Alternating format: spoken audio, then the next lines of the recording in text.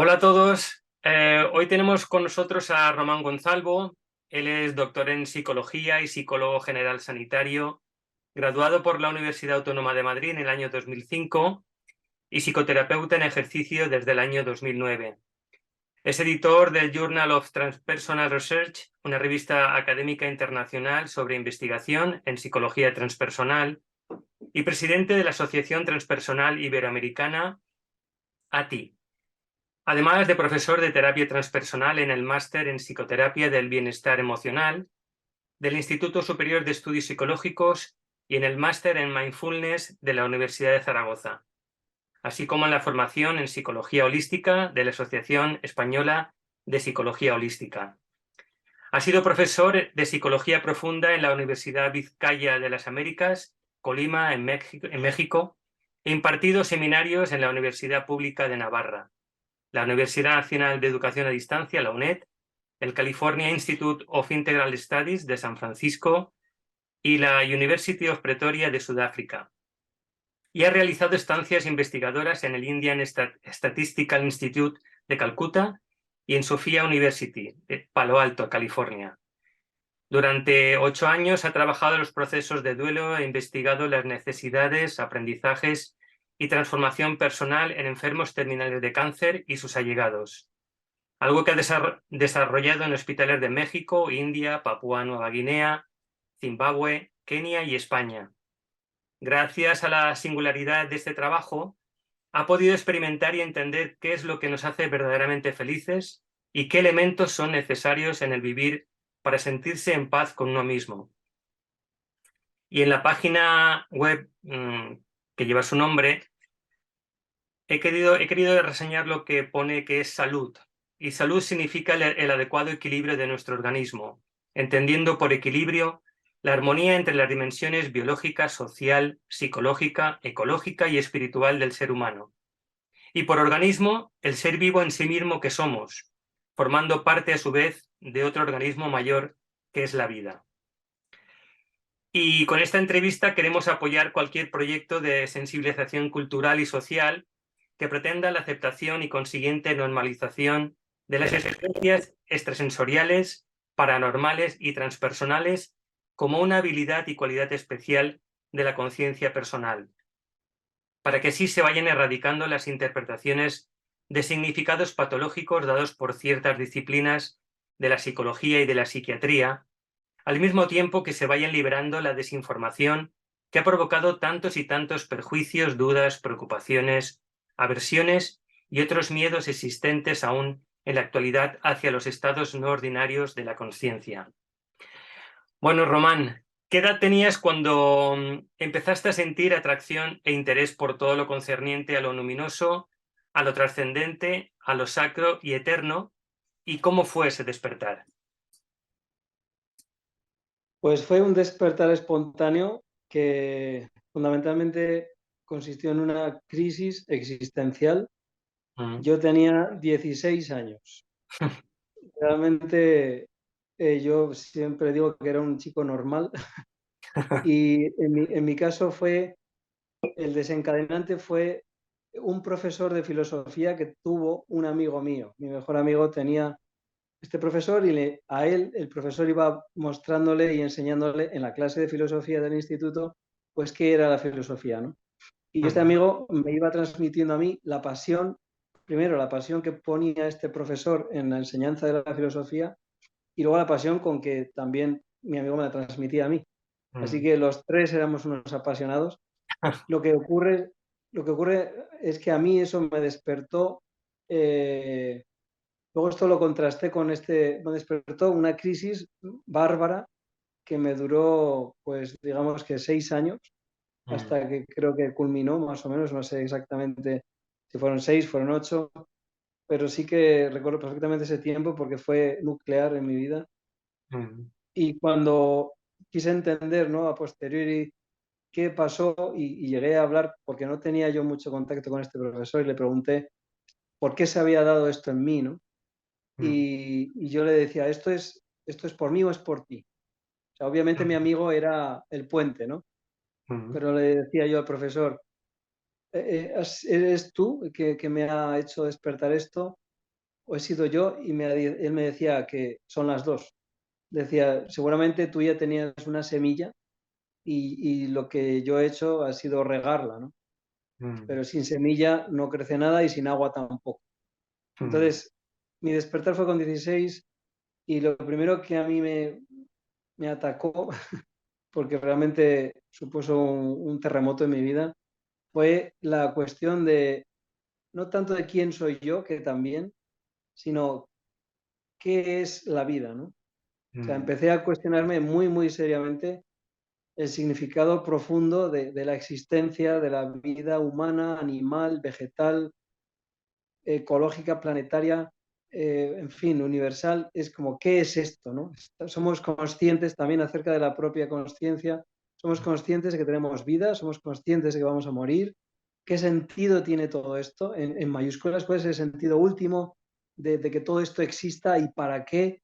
Y a mí esas preguntas me atormentaron una barbaridad. Tanto es así que pues, acabé yendo a psicólogos, a psiquiatras y mm. todo por mi cuenta propia. Mis padres no sabían nada y yo solo con 16, 17 años iba Ostras. pidiendo citas con el psicólogo de la seguridad social, no tenía dinero, como no me atendían en la seguridad social como era debido, como yo necesitaba, pues fui al privado, el privado me cobraba un montón, no tenía dinero, trabajaba los veranos cogiendo fruta para poderme pagar las consultas y al Ostras. final acabé con un psiquiatra, me medicaba y nada, todo terminó en la comprensión esos 6 u 8 años después. Bueno, en Mm, todo este devenir, claro, primero era la pregunta de qué es la vida, en mm, mayúsculas, la que todos compartimos, ¿no? Todos los seres, vivos o inertes, que también los inertes son vivos, claro. pero todos los seres que existimos, esa es la gran pregunta, pero luego era la aplicación, ¿no? Sea cual sea el sentido de esta vida, luego me lleva a preguntar cuál es el sentido de mi vida. Mm, Yo he venido aquí que no he pedido venir, sino que aquí se me ha mandado de alguna manera, o yo he llegado aquí, que eso también es un misterio, y yo qué voy a hacer con mi vida, ¿no? Y ahí comenzó una búsqueda espiritual mm, de mi propia alma para intentar comprender quién soy yo mm, y qué es, quién soy yo y qué es lo que tengo que hacer en esta vida para vivir lo que soy. mm. Porque tú puedes sentir que eres algo, pero luego tienes que de alguna manera expresarlo, manifestarlo, que es con lo que te hace el mundo y con otras personas. Y culminó también vinculado a qué profesión quieres ejercer, ¿no? Porque tú puedes también saber quién eres, pero al final, si una fórmula matemática muy simple, pero para mí totalmente trascendente de este profesor de filosofía, fue 3 por 8, 24. Es 8 horas durmiendo, no existimos, o no te das cuenta de la vida.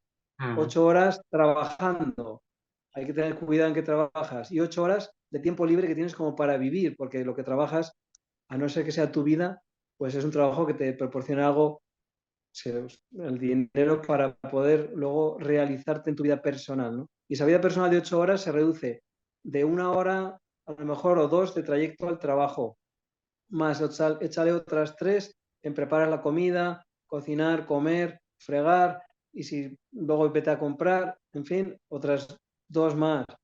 Luego mm, las cosas que se arreglan, que se estropean en la casa y que hay que arreglar, etcétera, todo mm, eso te quita por lo menos 4 horas o 5 al día y te quedan 3 horas libres mm. de un día. Ya. Entonces, reducir toda la existencia, ¿no? El milagro, el tesoro que es el existir, el vivir aquí. Esto fue una comprensión con 16 años. Que dije, es muy importante el trabajo, ¿no? El trabajo, pero no por el trabajo en sí mismo, sino porque es a donde más tiempo se nos obliga un poco desde el sistema, es Mm, donde se nos obliga a dedicar la mayor parte de tiempo de nuestra vida, ¿no? Entonces dije, uff, entonces es muy importante saber a qué me voy a dedicar profesionalmente. Y ya. el quién soy yo iba vinculado con qué tipo de profesional o a qué tipo de trabajo me quiero dedicar. Yo Mm, había comenzado estudios de administración y finanzas mm, y cuando me sobrevino esta crisis, rápidamente entendí que no iba a dedicarme a la administración, aún así tuve que terminar unos estudios de este tema de administración y finanzas, y rápidamente entendí que yo quería dedicarme a lo que tenía que ver con el estudio del alma, ¿no? Y ahí empecé la psicología, pero muy decepcionado desde el primer año en la Universidad Autónoma de Madrid, donde estudié, porque no se hablaba del alma y no se estudiaban los estados profundos de la mente o del alma, de la conciencia, no se estudiaba esto. Bueno, ahora puedo decir que ni el primer año, ni el segundo, ni el tercero, ni el cuarto es muy... Alguna asignatura habla de la conciencia, sobre todo en la psicología básica, en la percepción, pero no, la conciencia no es un estudio, no es un objeto de estudio como constante en la carrera, ¿no? Y Ujú. yo a mí me decepcionó mucho la carrera, a punto estuve de dejarla, y ahí fue cuando mm, una compañera me mencionó la existencia de la psicología transpersonal, y Ya. fue cuando ahí de alguna manera se me abrió el cielo, ¿no? Y dije, ah, existe una psicología del alma realmente, ¿no? Y ahí fue cuando pues me apasioné tanto, esa psicología a mí me dio todas las respuestas, puso palabras a todo lo que yo intuía sin tener las palabras. Sí, y de alguna manera me volqué. Supe que tendría que pagar el precio de acabar una carrera que no era la verdadera psicología a la que me quería dedicar, pero es el carnet de conducir profesional que se te exige en la sociedad un poco, ¿no? Para poder trabajar sin que te persiga el inspector de Hacienda ni que te denuncien. Ya. Entonces, pues dije, vale, pues tengo que estudiar 4 años de carrera. Ahora también se exige el máster de Psicología General Sanitaria, y realmente entendí que mi carrera iba a ser posterior, que fue el doctorado, ¿no? Donde ya sí que elegí un tema y estudié lo que es la psicología transpersonal a fondo a través de los enfermos terminales de cáncer. Ujú. Y bueno, eso fue un poco mi periplo, y el final de mi crisis existencial, con el que iniciaba la pregunta, Ujú. es que llegué a comprender, a saber, también tuve un sueño que se me reveló y que representa mucho el final de esta crisis, porque duró 6 años cuando yo me sentía totalmente ahogado, dudaba de todo, parecía el primo Descartes, dudaba de mí, de mi pensamiento, dudaba de todo. Había una duda existencial brutal que me impedía disfrutar de la vida, de las relaciones, ¿no? Era Claro. una auténtica necesidad Ujú. intrínseca el entender qué es esta vida y qué es todo. Y llegué a entender 6 años después que esa respuesta, al menos yo, no la iba a alcanzar. Ujú. Y es más, que para mi vida y para el sentido de mi vida tampoco era necesario. Ujú. Entonces cesó mi búsqueda espiritual, Ujú. porque ya había encontrado mi alma en cuanto a quién soy yo y a qué quiero dedicarme en esta vida. Y no había encontrado la respuesta a cuál es el sentido de la vida en mayúsculas, pero ya no lo necesitaba, ya Ujú. no me angustiaba, y así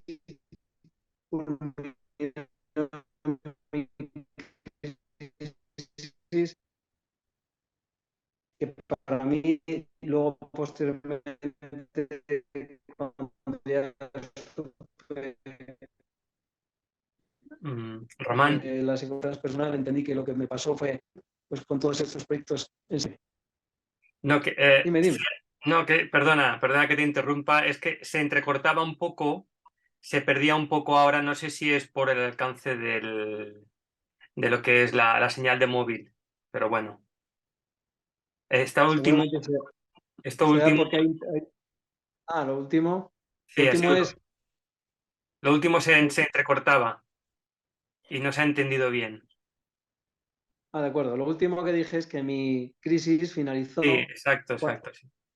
cuando entendí que no podía, que era muy difícil o casi inaccesible la respuesta a cuál es el sentido de la vida, ¿no? De la Ujú. vida en mayúsculas para todos y todas. Ujú. Y luego que ya había cesado también mi búsqueda personal sobre mi alma y a lo que mi alma está llamada a ser. También Ujú. había encontrado respuestas a eso, entonces pude descansar, mi búsqueda cesó, y a partir de entonces pues ya solo quedaba pues dedicarse a servir al mundo, ¿no? Porque al final el sentido de mi vida, Ujú. lo que entendí que significaba era un servicio hacia las personas que sufren y en concreto a las que más sufren, que son los excluidos de los excluidos, las personas que están solas, y en mi caso concreto se manifestaba a través de las personas sin hogar, que creo que son las personas más, más solas que pueden existir y más rechazadas, sobre todo si tienen enfermedad mental. Román, ¿qué personas te han ayudado tanto en lo intelectual como en la praxis experiencial en recorrer ese camino cuya brújula define tu sentido de vida? Sí, como inicio de mi búsqueda espiritual fue la recomendación del libro Tus zonas erróneas, cuyo autor es Wayne Dyer. Es un libro bestseller, pero no es un libro espiritual. Fue el libro que me recomendó la psicóloga de la Seguridad Social a la que acudí cuando tenía esta crisis con 16 años, 17 años. Y bueno, ni ella podía, yo creo que no tenía capacidad para entender lo que me estaba pasando, ni yo tampoco la tenía. Y la verdad que este libro me ayudó muchísimo porque aunque es un libro de autoayuda, que no tenía nada que ver con lo que me estaba pasando en aquel entonces, yo tenía una crisis existencial y me recomienda un libro de Tus zonas erróneas que no tiene nada que ver con lo que es una crisis existencial. Pero fue mi primer contacto con un libro de psicología, ¿no? Con un libro que, que de alguna manera ese autor tenía algo que te hacía como encontrarte contigo mismo, ¿no? Ya te ayuda ese libro a relacionarte contigo mismo desde la esfera psicológica únicamente, pero ya hay como un mirar hacia adentro, ¿no? Y además que te da fuerza, te hace como, como reafirmarte en quién eres, ¿no? Te da fuerza en eso, en la parte personal. Y es muy curioso que como me gustó tanto el libro, y yo estaba en esa búsqueda, pero bueno, el libro pues estaba bien, pero tampoco era lo que, pues, lo que yo buscaba. Y dije, bueno, pues este autor me ha gustado, pues por lo menos voy a ver qué otros libros tiene. Y luego estaba Tus zonas sagradas, Tus zonas mágicas, y dije, anda. Entonces me leí el segundo libro, que no sé si eran sagradas o mágicas. Luego el tercero, que era ese. Y ya me di cuenta de que el desarrollo de este autor se veía también traducido en sus libros. Y entonces a mí Wayne Dyer fue realmente, aunque ya murió desgraciadamente, era un gran corredor de maratones hasta sus 70 años. Y, y este hombre en sus libros pues hace llegar y explicar muy bien lo que es la espiritualidad al lector. Y yo todavía no había conocido la psicología transpersonal, ni había empezado a estudiar psicología, ni siquiera sabía que yo quería estudiar psicología, pero la manera en que explicaba eso luminoso que yo había contactado, esos libros a mí me ayudaron un montón. Y creo que pueden ayudar a cualquiera también que se inicia en un camino espiritual, ¿no? Porque tiene una manera de explicarlo pues muy, muy didáctica, muy, muy llana y con ese arte que tiene el autor de no sé, te sabe llegar. Tiene una forma de escribir que te habla directamente a ti, ¿no? Es como si pudieras estar conversando con él. Y a mí Wayne Dyer me abrió a la espiritualidad a través de sus libros Tus zonas mágicas, tus zonas erróneas, no, tus zonas sagradas, en fin, todos los libros posteriores, ¿no? Pero yo, como ya estudiaba psicología, buscaba pues autores que fuesen dentro de la psicología y quería como que esto fuese como un cuerpo, ¿no? No que fuera un autor. Y al encontrar la psicología transpersonal y todos los autores que ocupaban la psicología transpersonal y sus teorías tan bien fundamentadas, tan explicadas, ya no era un autor o el pensamiento de una persona, era un paradigma.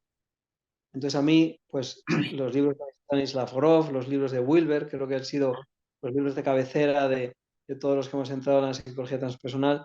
También el libro de Psicología y Psicoterapia Transpersonal de Manuel Almendro, que fue el pionero en España, aunque ahora ya no se considera un psicólogo transpersonal, pero fue el que lo introdujo en España. Entonces, Grof, Wilber, Almendro fueron mis tres principales autores teóricos y el autor o la persona que me hizo aterrizar lo transpersonal, esa parte teórica, en lo experiencial, en la vida cotidiana, fue un amigo mío que es un sacerdote que todavía vive, vive además aquí en donde yo resido, y ujú, que es un cura, porque es cura, con una ujú, visión distinta, ¿no? Una visión donde Jesús es humano, sobre ujú, todo es una persona humana con una conciencia transpersonal. Y ujú, a través de tanto de este amigo como de un tío misionero que tuve que vivía en Paraguay, donde también murió, conocí a otro autor que hoy en día es el autor que yo recomendaría a toda persona que se adentre en la psicología transpersonal, que es Enrique Martínez Lozano, ¿no?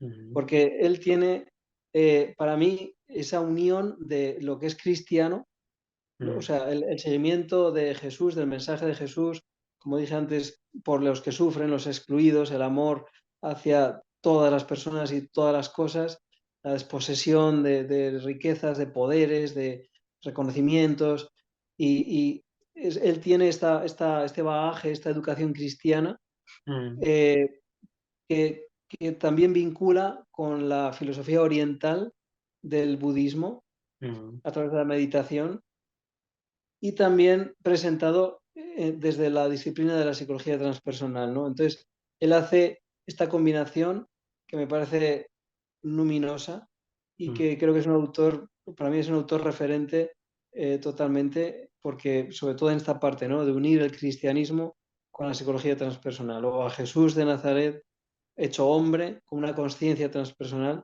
y con su propuesta de vida. Así ujú. que, pues estas han sido un poco las personas que más han marcado mi camino. Caray, muy bien, muy bien. ¿Has vivido alguna experiencia extrasensorial o transpersonal de manera espontánea? Y si así ha sido, ¿cuál? ¿Y qué relevancia y significado tuvo o tiene para tu vida?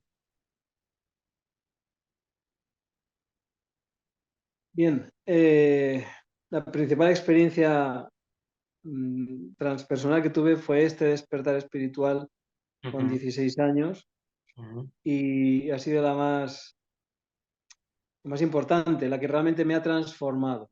ujú, Luego he tenido, digamos, momentos extáticos o accesos a una conciencia transpersonal eh, de forma espontánea, pues eh, recuerdo en los primeros tiempos yo hacía atletismo, ujú, entonces me gustaba ir a correr por el bosque o simplemente por la calle también. Y ujú, supongo que también condicionado por las endorfinas que se ujú. generan cuando se hace deporte, Sí, pues sí, yo entraba claro. en un estado sí, entraba en un estado de conciencia unitivo, mm, esa, sentía esa conexión con todo, sentía que Ujú, todo estaba bien, los ujú, problemas y las preocupaciones que tenía se relativizaban, incluso sentía respuestas que luego dejaban de serlo, pero en ese momento sentía unas respuestas a mis anhelos y el deporte era un momento para mí que también es un momento de soledad, donde estás contigo mismo durante bastante tiempo, porque yo hacía atletismo de fondo, entonces estaba ujú, una hora manteniendo un ritmo que para mí era como un mantra, ujú. la respiración, ¿no? Porque Sí, sí, claro. Sí, sí. vas respirando, entonces la respiración unida al ritmo del cuerpo, que sería como un baile, Ujú. no sé, para mí el correr era algo sagrado, era algo hasta místico, correr. ¿Pero por qué? Para mí también lo es.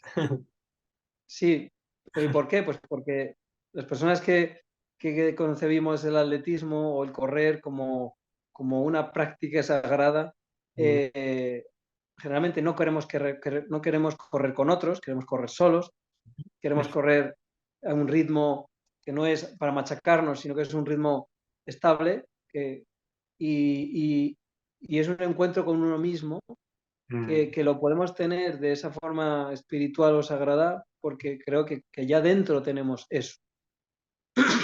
ujú. Otra persona que no tiene esa llamada no va a encontrar nada trascendente en el atletismo, a lo mejor, o en correr, ¿no? Claro. Pues ese es uno de mis momentos. Otros con la naturaleza. Siempre he hecho retiros espontáneos y personales, yéndome a los Pirineos Ujú, y perdiéndome durante días ujú, y no quiero ver a un ser humano en esos días. Actualmente acudo a veces a casas abandonadas que están perdidas en el bosque, en el Pirineo, en el monte, y me quedo días allí y contemplo. Simplemente ahí no voy a correr, ya no corro, eso era cuando era más joven. Ahora me siento y contemplo el paisaje, contemplo el movimiento de los árboles y entro también en ese estado de luminoso, en ese estado. Y luego, claro, con las relaciones personales, con ciertas relaciones personales donde se da una conexión distinta, ¿no? He tenido, cada vez tengo más, pero he tenido, siempre me han acompañado las sincronicidades y cuando se da una de esas sincronicidades, pues no se da un estado de conciencia transpersonal, pero sí capto la realidad transpersonal y los más, digamos, intensos, pues han venido acompañados de sustancias, ¿no? De enteógenos que también he experimentado y que, porque ya se tiene, ya tengo esa semilla espiritual, ese anhelo de encontrarme con Dios, con el sentido último de la vida, con pues la experiencia que te produce uno de estos enteógenos es brutal. Y, pues también me ha marcado mucho este tipo de experiencia. Y Román, si has vivido experiencias de estados modificados de la conciencia durante la realización de alguna práctica meditativa, de alguna técnica de respiración, por medio de movimientos corporales, de ayunos o ingesta de sustancias enteogénicas, ¿cuáles han sido para ti las más significativas y relevantes? Bueno, esta pregunta es la que he respondido antes, ¿no? Es la cuarta. No, esta es la cuarta. Bueno, es que la tercera ha sido, ¿has vivido alguna experiencia extrasensorial o transpersonal de manera espontánea? ¿Y cuál? A lo mejor, bueno, y me has contestado algo de lo Ah. enteogénico, pero bueno, quizá pues igual, no sé si quieres añadir algo más. Bueno, si quieres, pregúntamelo otra vez. Con la cuestión enteogénica en este caso, ¿no? Porque ya lo has mencionado anteriormente, que ya sí que me he dado cuenta. Pues es eso, si has vivido experiencias de estados modificados de la conciencia durante la realización de alguna práctica, ya sea meditativa, de respiración, de movimiento corporal, de ayuno o de ingesta de sustancias enteogénicas, y cuáles han sido para ti las más significativas y relevantes. Bueno, un poco repitiéndome con lo que dije antes, Sí. quiero resaltar que aunque evidentemente en la psicología transpersonal el trabajo con enteógenos, que significa pues con sustancias psicodélicas que mejor es llamadas enteogénicas, porque hay sustancias psicodélicas que no son enteogénicas, Ujú, pues aunque esas son como las más llamativas, las más, eh, podría incluso decir atractivas cuando son positivas, ujú, creo bueno, que otras que he tenido, pues el contacto con la naturaleza, ujú, conexiones profundas con personas donde se ha dado un tipo de relación pues muy especial que te hace sentir que estás unido con todo, incluso sueños también, eh, la propia meditación a veces, ujú, aunque yo no soy un gran meditador, no he tenido grandes modificaciones de conciencia en el plano de la meditación, pero ujú, bueno, y por supuesto la que tuve en mi despertar espiritual con 16 años, ¿no? Estas han ujú, sido un poco mis experiencias de estados alterados, expandidos de conciencia. ujú, Concretamente sobre los enteógenos, que ahora están como cobrando mucha relevancia, ujú, sí que es cierto que ayudan a ir más allá de la visión que podemos tener en el plano ordinario, con el riesgo de que no tengas una estructura de la personalidad bien armada y entonces te desestabilicen mucho. ujú, Eh, Creo que es importante que aunque se tengan este tipo de experiencias, tiene que haber bastante espacio entre una y otra, entre una ujú, sesión enteogénica y otra, porque, porque es lo que cuesta integrarlas, ¿no? ujú, Y también es bueno que cuando se tiene un tipo de experiencia así, que haya alguien que te acompañe a integrar esa experiencia, porque se pueden dar brotes psicóticos y sin retorno, ¿no? Y porque es muy difícil a veces el vivir en uno de esos estados, la mente es un misterio, realmente la mente es un misterio y es verdad que estos enteógenos te permiten vivir conscientemente unos estados de conciencia que nunca antes se han experimentado y donde uno se puede perder Ujú, realmente, ¿no? Depende de la profundidad con la que entre en esa experiencia. Así que no son recomendables para todo el mundo. Hay que prepararse para una sesión así. Es muy ujú, importante tener en cuenta tres factores que son la disposición personal, ujú, la dosis ujú. y el contexto Del en el que contexto. se realiza la experiencia, ¿no? Ujú, Y ahora que se están creando ya formaciones en ujú, terapia psicodélica, porque parece ser que va a haber dentro de un par de años, como ya se están legalizando el uso de estos enteógenos para tratar problemas como depresión, autismo, ujú, adicciones, problemas interpersonales, ansiedad. ujú, Entonces, se han estudiado, llevamos sobre todo MAPS, la Multidisciplinary Association for Psychedelic Studies, lleva 40 años investigando científicamente el uso terapéutico de estas sustancias con resultados muy positivos, prometedores, ujú, y ahora ya están intentando de hecho ya han conseguido, ¿no? Que en algunos estados la psilocibina, el MDMA, hayan sido la ibogaína, hayan ujú, sido pues permitidos para trabajar, pero de forma muy exclusiva, ¿no? No de forma generalizada. Esto puede que llegue en unos años. ujú, Y a lo mejor es el momento en que pueda aparecer, porque una gran parte de los profesionales de la salud estamos pues abiertos y preparados para trabajar con estas herramientas que ya trabajaban durante miles de años, pues los hombres medicina, que ujú, se hacían llamar y se siguen haciendo llamar en Latinoamérica, en África, incluso en Asia, ujú, hombres chamanes, los curanderos, pues muchas veces utilizaban plantas que les hacían entrar en otros estados de conciencia donde poder ver los problemas. Decía Einstein, ¿no? Una frase célebre de él, que ningún problema puede ser resuelto desde el mismo nivel de conciencia en el que se creó. ujú, Entonces, estos estados temporales expandidos de conciencia inducidos por sustancias te permiten ir a ese otro estado desde el que puedes eh, resolver el problema que tenías en el estado anterior. ¿Por qué? Porque estás en un estado expandido de conciencia y puedes verlo desde otra óptica.